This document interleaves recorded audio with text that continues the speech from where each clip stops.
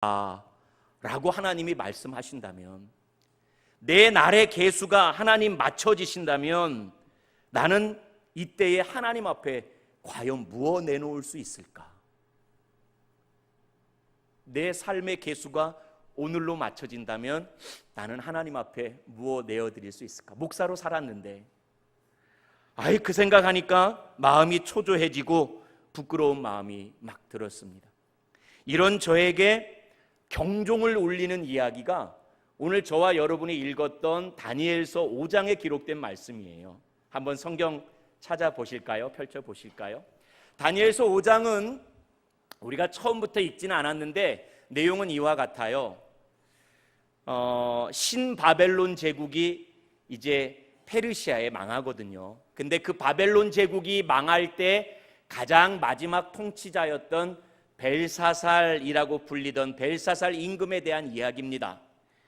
근데 대부분의 나라 역사가 그와 같듯이 벨사살 임금도 바벨론의 마지막 통치 기간을 지내면서 말 그대로 흥청망청하였습니다. 여러분, 흥청망청이란 말 아시죠? 흥청망청했습니다.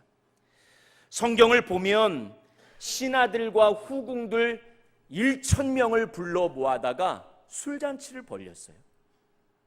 그리고 그 술잔치를 벌릴 때에 예전에서 유대에서 포로를 잡아올 때 그 유대 성전, 여호와의 성전 기명들, 그때 가져온 금, 은 쟁반들을 가지고 술그릇으로 만드는 거예요. 하나님 성전의 도구를 술그릇 삼아서 하루에 1,000명을 불러다가 술잔치를 벌렸어요. 아주 그냥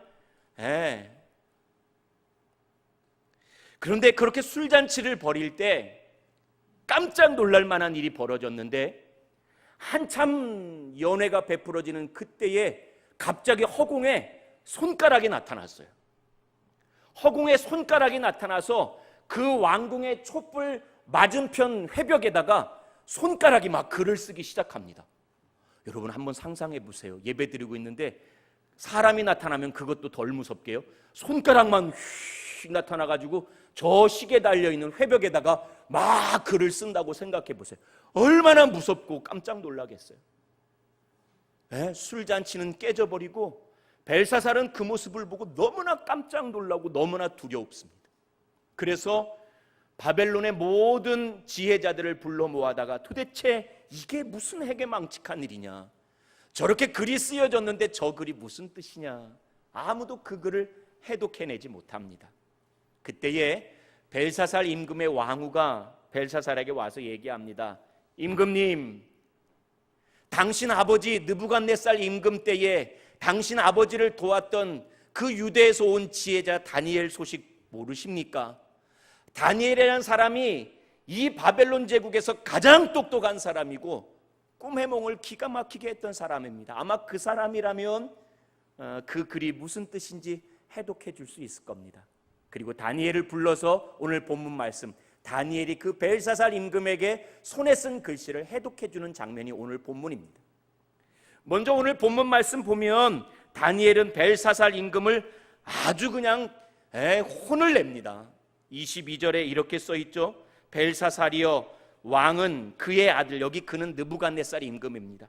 느부갓네살 임금의 후손이 되어서 이것을 다 알고도 아직도 마음을 낮추지 아니하고 도리어 자신을 하늘의 주제보다 높이며 그의 성전 그릇을 왕 앞으로 가져다가 왕과 귀족들과 왕후들과 후궁들이 다 그것으로 술을 마시고, 또 왕이 또 보지도 듣지도 알지도 못하는 금은 구리 쇠와 나무 돌로 만든 신상들을 찬양하고, 도리어 왕의 호흡을 주장하시고 왕의 모든 길을 작정하시는 하나님께는 영광 돌리지 아니한지라. 이게 무슨 얘기냐면, 왕이시여, 당신 아버지 느부갓네살이 바벨론의 대왕이었는데 그 임금이 꿈을 꿀 때마다 제가 해몽해 드렸습니다. 알고 계시죠?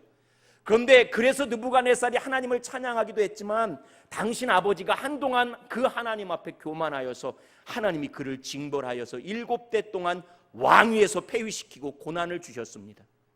그 일 당신은 알지 않습니까? 아버지가 교만해서 하나님에게 벌받은 것을 알면서도 어찌 똑같은 이 잘못을 범하십니까? 왜 하나님의 성전 기명으로 술잔을 만들고 1,000명을 만들어다가 술잔치를 하고 말입니다. 하나님은 높여드리지 아니하고 이것 때문에 당신 벌받는 겁니다 얘기하는 거죠. 그리고 난 다음에 다니엘이 벽에 쓰신 글씨를 해석해 주는데 오늘 설교 제목입니다. 메네메네 데겔 우바르신. 근데 이 글 하나하나 한 구절 한 구절이 너무나 의미가 있습니다. 메네라는 말과 데겔이란 말과 바르신이라는 말, 이게 다 아람어 동사인데 그 아람어 동사가 각각 어떤 뜻을 갖고 있냐면, 먼저 메네라는 말은 세다라는 뜻이에요. 우리 26절 말씀 같이 한번 읽어볼까요? 시작. 그 글을 해석하건대 메네는 하나님이 이미 왕의 나라의 시대를 세워서 그것을 끝나게 하셨다 하미요.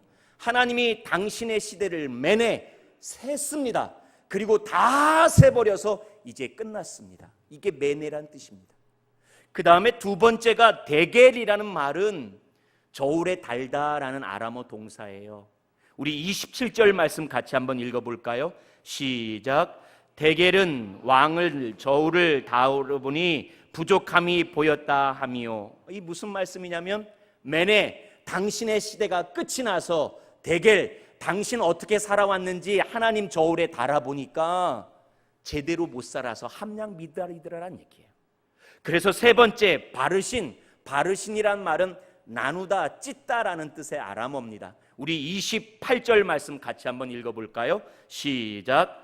베레스는 왕의 나라가 나뉘어서 메대와 바사 사람에게 준바되었다 함이니이다 하니, 곧 메네 당신의 시대를 하나님이 세워서 끝이 났고, 데겔 당신 어찌 살아왔는지 하나님 저울에 달아보니 함량 미달이어서, 바르신 바벨론은 안 무너질 줄 알았죠. 당신의 잘못으로 인하여 이 나라를 찢고 나누어서 메대와 페르시아 사람들에게 줄 거라는 하나님 말씀 뜻이 메네 데겔 우바르신입니다 라고 가르쳐 줍니다. 그리고 그 말대로 메네 벨사살의 시대가 끝이 나서 그 이야기를 듣고 그 밤에 벨사살은 죽게 되며 바르신 그 나라가 쪼개어져서 페르시아의 다리오 임금, 메대의 다리오 임금에게 망하게 됩니다. 그런데 이 글 메네 데겔 바르신이라는 이 세 구절 동사가 가슴에 새겨져서 지워지질 않습니다. 만일 오늘 하나님 우리에게 오셔서 손가락으로 쓰십니다. 메네 반목사야, 네 시대를 내가 다 세웠고 17,580일 내가 세웠고 이제 끝났어. 데겔 반목사야, 얼마나 목회 잘했는지 한번 내 저울에 달아보자. 그런데 함량 미달이면 바르신 복이 선물이 내게 임하는 것이 아니라 바르신 찢고 나누고 징벌하시겠다는 얘기잖아요. 그러니까 메네 데겔 바르신이란 이 동사가 얼마나 제 마음 가운데는 경종을 울리는 참 큰 경고의 말씀처럼 제게 다가왔습니다. 그런데 오늘 우리가 읽었던 세 번째 말씀, 마태복음서의 말씀은 다니엘서의 말씀과 반대의 말씀입니다. 특별히 마태복음 25장은 전체 이야기가 다 우리 주님 예수님 심판주로 이 땅에 오실 때 이 땅을 심판하던 때의 이야기를 비유로 풀어놓은 말씀이 마태복음 25장이에요. 그 가운데 하나가 저와 여러분 너무나 잘 아시는 달란트 비유입니다. 달란트 비유는 우리 성도님들 모르시는 분이 없죠. 그 가운데 저와 여러분 오늘 2달란트 받은 사람의 이야기를 읽었습니다. 한번 더 읽어봅시다. 우리 22절 23절 말씀 같이 한번 읽읍시다. 시작. 2달란트 받았던 자도 와서 이르되 주인이여 보소서, 내가 또 2달란트를 남겼나이다. 그 주인이 이르되 잘하였도다. 착하고 충성된 종아, 네가 적은 일에 충성하였음에 내가 많은 것을 네게 맡기리니 내 주인의 즐거움에 참여할지어다 하고. 아멘. 성도님들은 어떠셨는지 모르겠는데요, 저는 달란트 비유 읽을 때마다 꼭 이 2달란트 받은 사람에게 마음이 향했어요. 왜 그러냐면 좀 저는 궁금했던 게 왜 5달란트, 2달란트, 1달란트일까? 기왕이면은 조화롭게 중간을 딱 맞추어서 5달란트, 그 다음에 몇 달란트요? 3달란트, 1달란트면 많이 받은 사람, 중간 받은 사람, 적게 받은 사람 이렇게 될 것 같잖아요. 근데 왜 5달란트, 3달란트, 1달란트가 아니라 5달란트, 2달란트, 1달란트일까 궁금했거든요. 근데 그거 풀어진 순간이 있었어요. 언제냐면 여러분 잘 아는 이야기 한번 제가 하려고요. 도낀 개낀이란 말 아시죠? 도낀 개낀이 무슨 말이에요? 여기 긴자가요 순우리말이에요. 뜻이 써 있을 겁니다. 뜻이 뭐냐면 긴이란 말이 윷놀이에서 자기 말로, 내 말로 남의 말을 쫓아잡을 수 있는 거리를 긴이라고 한대요. 그러니까 윷놀이 하면 앞에 가는 말을 내가 잡아야 되는데, 그러면 도는 몇 칸이에요? 1칸. 개는 몇 칸이에요? 2칸. 아이 그러니까 모나 윷이 나와서 5칸, 4칸 가야 앞에 있는 말을 혹 잡을 텐데, 도가 나오나 개가 나오나 1칸 가나 2칸 가나 그게 그만큼이다 해서 도낀 개낀이란 말이 나왔어요. 그러니까 그 말을 들으니까 오늘 5달란트, 2달란트, 1달란트가 이해가 가요. 그러면 여러분에게 묻습니다. 도낀 개낀이란 말을 생각해 보면 이 2달란트 받은 사람은 심정적으로 5달란트 받은 사람하고 마음이 닮아 있을까요? 1달란트 받은 사람하고 마음이 닮아 있을까요? 당연히 1달란트 받은 사람하고 마음이 닮아 있죠. 도낀 개낀이니까. 1달란트나 2달란트나 5달란트에 비교해 보면 그게 그거니까요. 그래서 아마 2달란트 받은 사람의 심정은 5달란트 받은 사람처럼 내가 넉넉히 많이 받았다가 아니라 1달란트 받은 사람처럼 아우 5달란트 받은 사람에 비해서 이거밖에 안 되나라는 그런 서운한 마음 충분히 들었을 수 있을 거란 얘기예요. 그래서였는지 1달란트 받은 사람은 주인의 마음도 제대로 헤아려 알지 못하고 그걸 땅에 묻는 어리석은 종이 됩니다. 그런데 놀라운 건 2달란트 받은 사람은요 도낀 개낀이 아니었어요. 심정적으로는 우리가 1달란트 받은 사람들과 똑같을 것 같은데, 여러분 오늘 마태복음 25장 말씀 보십시오.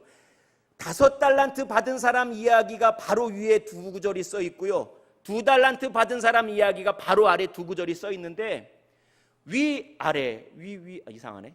위아래를 똑같이 비교해 보시면 토시 하나가 안 틀려요. 헬라어 원문으로도 글자 한자가 안 틀려요.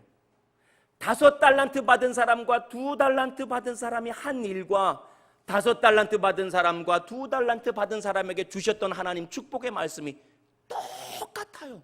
도낀 개낀이 아니었어요. 2달란트 받은 사람은 자신의 몫을 가지고 형편처지 불만하지 아니하고 열심히 감당했던 겁니다. 그런데 이제 드릴 말씀, 이 2달란트 받은 사람에게 매네 대개 바르신이 왔어요. 매네 주인이 뜻하지 않은 날 찾아왔어요. 종에게 맡긴 2달란트로 살아갈 수 있는 그 날의 계수가 다 끝났어요. 매네 다 셌습니다. 그 다음 대개 주인이 그 2달란트 받은 자의 몫을 저울에 재어봅니다. 그러니까 2달란트 받은 사람은 몇 달란트 남겼어요? 2달란트 남겼어요. 대개 저울에 재어보니 부족한 것이 아니라 열심히 자신의 일을 감당했어요. 그래서 바르신이란 말은 너가 잘못했으니 나누고 찢을 것이라는 저주의 말이었는데, 2달란트 받은 사람에게는 대개 재어보니 넉넉히 열심히 일했구나 그러고 축복해 줍니다.